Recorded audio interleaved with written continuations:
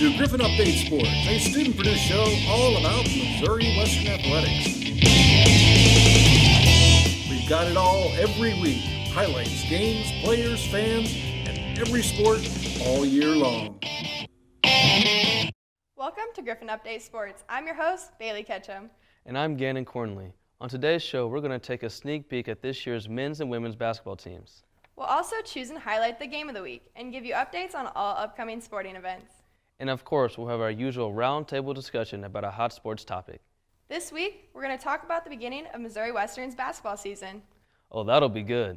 Well, once again, it was an exciting week of Griffon athletics, which made it difficult to choose the game of the week.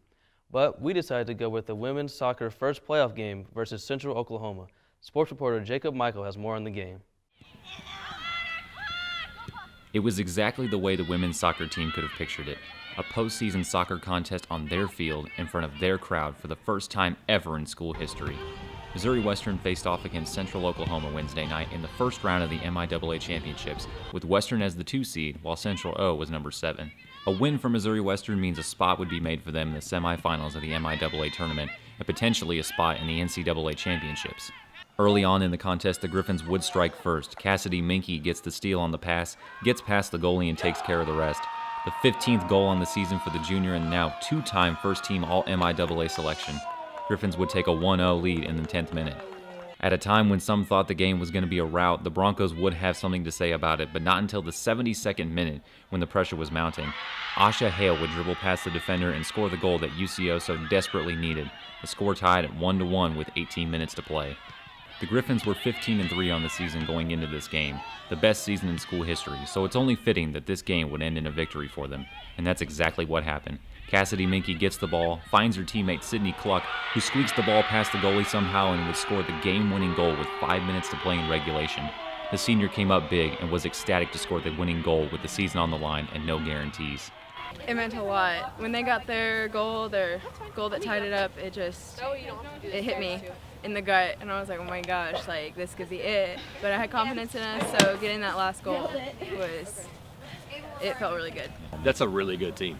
Central Oklahoma came in, picked us second in our league, and they've had moments of brilliance this year, and you knew coming in it was going to be a heck of a game.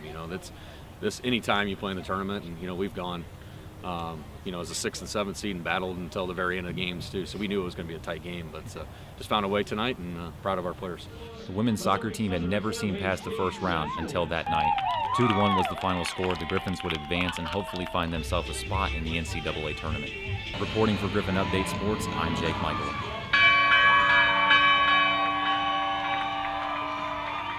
Another great win for the ladies. They also beat Washburn on Friday 1-0 in the semifinals, but fell to number 1 ranked UCM in the championship. They'll continue on their postseason in the national tournament this weekend in Mankato against Southwestern Oklahoma. Up next, we'll have a look at the men's and women's basketball teams and their predictions about this season. Reporter Amari Martin has more on the teams.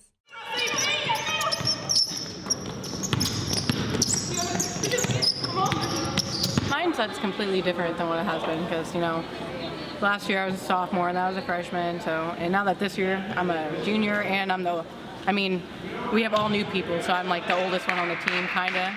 So my mindset is I just gotta be a leader. I started at a JUCO, and then I transferred and went to a Division I at Central Arkansas, and then some things just didn't work out there, and so I transferred, found Coach Ed, and I loved him as a coach. I love how he came off, his mindset about the game.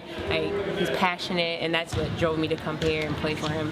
I grew up in Kansas. I played at a JUCO in Kansas, so I didn't come very far out here in Missouri, but I like the way Coach plays and everything. So exactly because of the way he plays, he's really aggressive. He gets in your face. I like that. It motivates me. I'm from Kansas City. I'm a transfer from Oklahoma State. I haven't played in 2 years, so hitting the court is fresh for me. I'm just getting back to it. But it feels good being here, though. After I left Oklahoma State, I didn't really know. The injury I had was supposedly career-ending, but I went to a couple more doctors, and they said, you can still play. So I was just stuck on if I wanted to play still. And then just being in Kansas City, it just wasn't going the right way. So I was like, let me get back to the game. I first left Oklahoma State my roommate from there, LaShawn Jones, came here to be a graduate assistant. And so they were recruiting me then, but I decided not to come. And then, you know, as time went on, they had their past season, and they called me after the season was over and was like, hey, you know, we got a scholarship. Do you want to come here? So I came on a visit, and I was just like, yeah, I'm going to come here. It's gonna sound bad. I don't really watch basketball. Don't judge me. Ooh, girl. I can't even tell you. I can't. LeBron James. I don't know. I think, let me see. Gotta think about it. Maybe like okay, I'm not as quick as John Wall, but I like his game and I study it a lot. And then like Carmelo Anthony, I like to take some of his offensive moves. So those two. Let's go zip her up quick. Let's go zip her up. Hey, 3 dribbles, retreat. I think as a team, our mindset first is changing this culture. And I mean, I've been through some ups and downs here my 3 years, but we're just trying to change the culture. Meaning, not necessarily the wins and the losses, but we want to come in and get better day by day. We want to be able to say that we came out and we competed every night, and we can play with everybody in the country. I'm really just looking forward to what we can accomplish as a team. I think that we have so much potential, and if we can just be able to finish and really buy into each other and what Coach has to say, I think that we can have a great year. So I think that's what I'm looking most forward to. And, you know, my story is already written, so whatever's going to happen is going to happen. So really I'm trying to shift my focus more towards what we're going to do as a unit versus, you know, what I want to accomplish. I mean, there's goals that I have, yes, but they're not as important as what we're trying to accomplish together as a team. I think we're playing at a high level. Right now we're a lot deeper than we were last year. We're more athletic. We can shoot the ball better, and you know that comes with the depth. So I think we're playing well right now, and we just got to continue.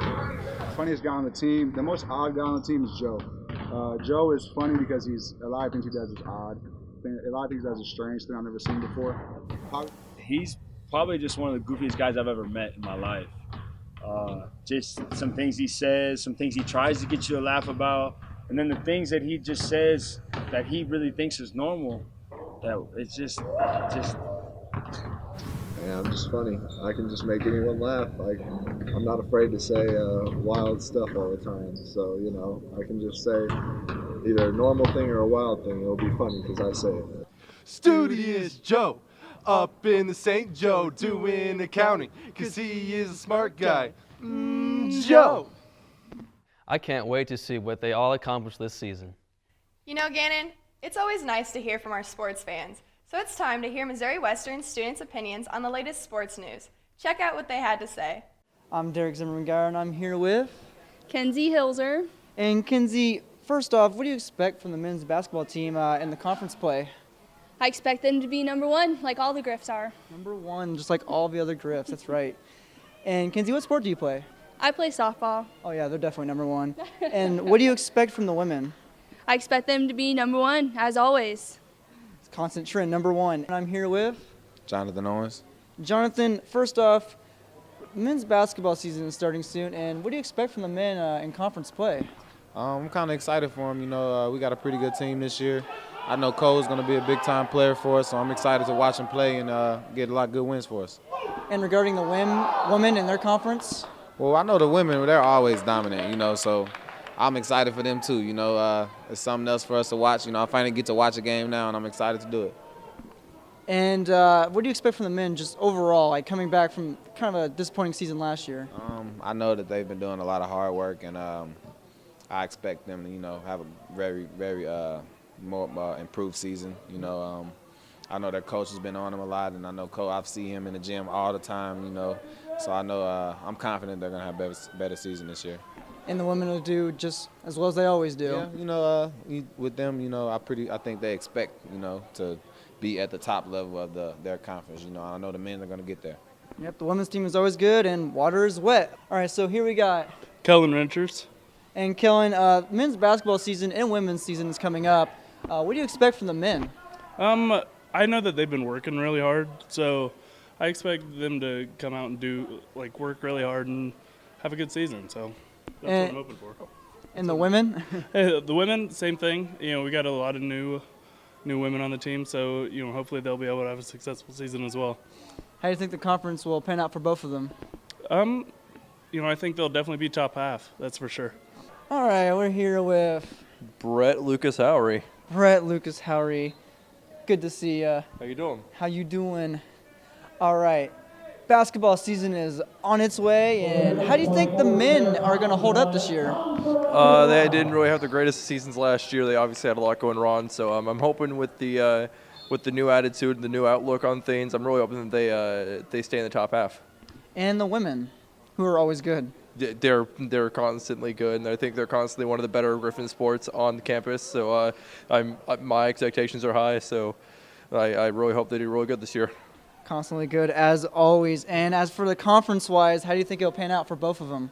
It'll be a hard task for the men. They didn't have the greatest seasons last year, like I said, but I'm hoping top half. But that's what I'm hoping for, and that's what I hope to get. For women, at top 3 easily. I think, again, like I said, one of the better teams on Missouri Western's campus, so top 3. Thanks, Derek. We'll be back to discuss this week's topic with our sports roundtable after this. At Missouri Western, it's on us. It's on us, all of us, to take responsibility and stop sexual assault. To create a campus environment where everyone is safe and feels safe. To realize that ending sexual assault is not an individual endeavor, but a collective effort. To understand that it affects not only students, but faculty and staff members alike. At Missouri Western, we take action. It's on us to look out for each other and not look the other way. We step up and say something. We support survivors. We are going to be a part of the solution and not the problem. It's on us to intervene and take responsibility. So take action, because we can and will make a difference. At Missouri Western, it's on us to put an end to sexual assault. Begin by taking the pledge at itsonus.org.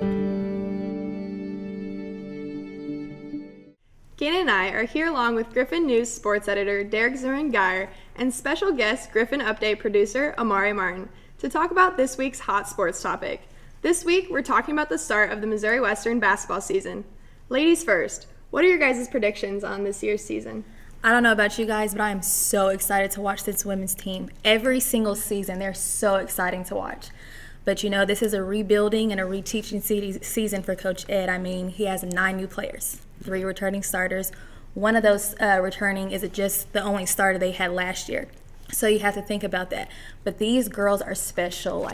Each one of them can bring something to the table that's versatile. They're just all-around shooters. They can all play every position basically. But one girl I must highlight is Brittany Atkins. She's a transfer from Oklahoma State, and she has kind of a cool story. They told her that maybe she wouldn't be able to play again because of her knee injuries. Coach Ed, of course, to the rescue, always picking up good players, brought her in, and honestly, I feel like she's going to be the next LaQuinta Jefferson. And you guys know what Q did when she was here that season, so I'm pretty excited to see these women. I absolutely agree with you. I think this season is going to be really exciting. I hope they can get kind of back to the 2015-2016 year where they went, I believe, 27-4, had a good showing in the NCAA tournament. I think that the new players, they might need a little bit of time to gel, but I think that it's going to be a really good year. Like you said, Amari, it'll take some time for the players to gel together and whatnot, but my main focus is that they'll need to beat 3 certain teams to kind of give over that hump for the season, because last year they lost to UCM, who wasn't even ranked most of the time. They lost to them 2 or 3 times then, and then they also lost to Pitt. Pitt was up there ranked 6th, ranked 7th, and they lost to them twice. And they also need to beat Central Oklahoma, because that's who bounced them out of the MIAA conference. Yeah, I was there at that game. That was a sad loss.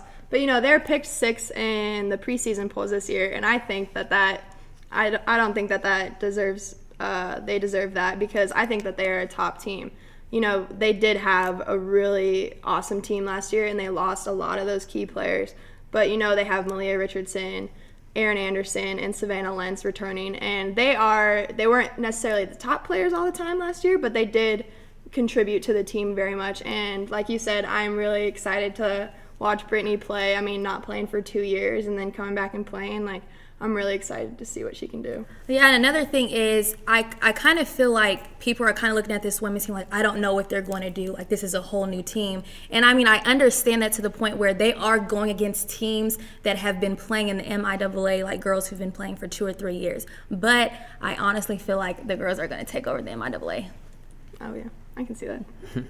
I fully expect another 20-win season. I believe Coach Ed can get them back for a third consecutive year, another 20-win year here. I think he's doing a great job. I think that he's going to be able to get all these players to gel. Like you said, we only have 3 returning players, so a lot of new faces around here. But I think that they've been working hard in the off season, seeing them kind of in the gist, working really hard. I think they'll be good. With the women going 21-8 last year, I think what helped them lift that is they got off to a really hot start. They won their first 8 out of 10 games, and that's always key. You get a big hill like that, not a big hill, but like a big lead on everyone, then it's really hard to catch up to that. So Yeah. they need to get off to a hot start. I agree with you on that, yeah. And even though they did lose a lot of players, they have a lot of experience coming in. Out of the 9 players, only 2 of them are freshmen. So the other girls have had years of experience, and so I think that they will build a very strong team, and I'm super excited to see what they can do. Man, and y'all, you just gotta love Coach Ed. Like, I love him. He's probably like my favorite coach. Like, he knows how to win games. He knows how to recruit players. Like, if I play basketball, I would love for him to be my coach. But we know that's not happening. So. Oh, man. And he's recruiting players from all over the place. Like, there's 2 girls from New Zealand, a girl from England, a girl from Senegal, California, Pennsylvania. Like, where do you find these girls? Where is he finding these girls? That's crazy. Okay, so let's talk about the guys. What are your guys' predictions about the guys' season? You know what? I feel like people are really sleeping on our guys, but this is our year, definitely. I mean, we brought 5 new players in. These guys can shoot the ball, and we can't forget about the players that we already have. Cole Clearman, he's been a starter for all 4 years. He knows the game. And this being his last year, he's going to step up even more. And let's not forget, that boy can shoot the ball. So I believe the guys are going to have an outbreak season this year. I mean, last year they struggled really bad, but this year they're looking to make a comeback. So I'm really glad you brought that up about Cole. I think he's going to be a really great leader for this team. I think it showed even in their exhibition against Arkansas. He shot the ball well. He was tied for the leading scoring for our team. I think that three-point shooting is going to be a really key for this team. They shot really well on the road in Fayetteville, and I think that they did a really good job forcing turnovers. Maybe they turned the ball over a little bit too much for my liking up there, but that kind of happens sometimes. It was first game, maybe first game jitters. So, but I like how they competed against a really good team from the SEC. I think that they are a little bit slept on this year. I think they'll be a lot better than people think. Now, what the women did last year, the men did the opposite. They got off to a really cold start. They lost their 4 straight games to start off the season, and then to end the season, they lost 9 straight and ended 7-21. So what I think they need is attitude, and I think they have that. Because I walked into the gym yesterday to interview some players, interview a coach, and I could just feel for the last 20 minutes of practice, there's this attitude in there. We're going up for rebounds. It was aggressive. People were hooping and hollering. It was I felt intimidated, so not just because they're 6'9", I'm 5'6", but I felt intimidated. So there's attitude in that court. Yeah, the guys were picked last in the preseason poll this year, so all they have to do is look forward. And I think the big thing about this year that they didn't have last year is the depth. They have all their returners, and then they have the 5 new players, 1 freshman, and then 4 JUCOs. I think that they have an insane amount of depth, and honestly, like looking at the starting lineup, I saw them scrimmage. I have no idea who's going to be in the starting lineup because they have so much depth, and they have returning players like Cole and Joe Hamilton, who always has those clutch threes. Like, I swear, sometimes it seemed like he never missed. And then there's TJ Evans, who, TJ is like, I would think is like one of the hardest workers on the team. He's always going to the hoop, has some great defense. So I'm really excited to see what those guys do. Yes, all the pieces are there. And these guys, when you ask them what's their mindset going into this season, and they want to get a ring. And I believe, if they're all on the same page, these guys, they're going to win games. Absolutely. I think they just need a good fan base to support them. I think that we just all need to come out to watch them games. I think if they feel like the fans believe and the student body believes, and I think they'll believe themselves. They get off to a hot start. They get fans coming to games. They get that energy in the building out in Looney. I think it'll be a good season for the men. Yeah, a really big player that I'm excited to see this year is one of the new players, Levon Hightower. He is a transfer, and even last year at his JUCO won a national championship. And so he has the experience, and he's a guy that can shoot. he can go to the hoop, he can play good defense. So I'm really excited to see what he can do. Yeah, I like Levon a lot. Yeah. Yeah, I can't wait. Come on. Okay, last thing, guys. Who do you think is the better basketball player? Coach Edmondson or Coach Weiberg? Okay, I'm rocking with Coach Weiberg because I can see Coach Weiberg with a mean jump shot. I mean, he went to Sam Houston. I can just see him getting down the court, pull-up shot. So Coach Weiberg all day. Something's just telling me just to go with Edmondson. I just feel like he may fly under the radar a little bit, but I feel like he really got after it back in the day. I feel like people were just looking at him like, man, that guy can shoot. So I can go with Edmondson. Well, yesterday I was at practice and I saw Coach Weiberg jump in there and show the young guys a thing or two. Exactly. So, I never played basketball, but he looked pretty dang good. So I'm going to go with Coach Weiberg. Again, I'm going to have to agree with you. I'm going to go with Coach Edmondson. He's like just looking at him and listening to him. He's so intimidating. So I can see him being that same way on the court. Oh, yeah. Yeah, he definitely intimidates the refs too, so you can't forget about that. Oh, yeah. All right. After this break, we'll take a look at more results from our teams and this week's upcoming sporting events.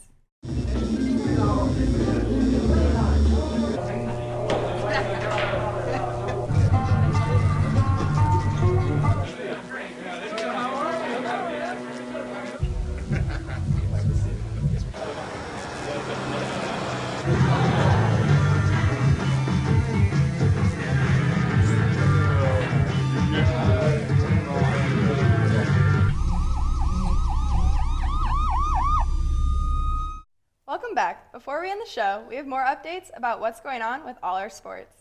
Football had another tough loss this weekend against Emporia State, 30-27.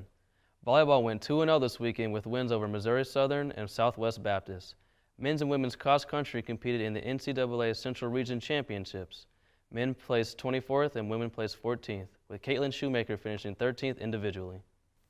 Football is home on Saturday against the big rival Northwest at 1. Volleyball is also home against Fort Hays on Friday at 7 and Nebraska Kearney on Saturday at 7 in their final regular season games. Men's basketball has their home opening games Friday against Monona State at 3 and Upper Iowa Sunday at 2. Women's basketball is away against Southwest Minnesota State on Friday at 5:30 and Upper Iowa on Saturday at 5. That's all we have for you today. For more information on Griffon Athletics, check out gogriffons.com. Also, check out Bailey's Sports Report on Griffon Update next week. We've got you covered every week. From all of us here at Griffon Update Sports, thank you for watching.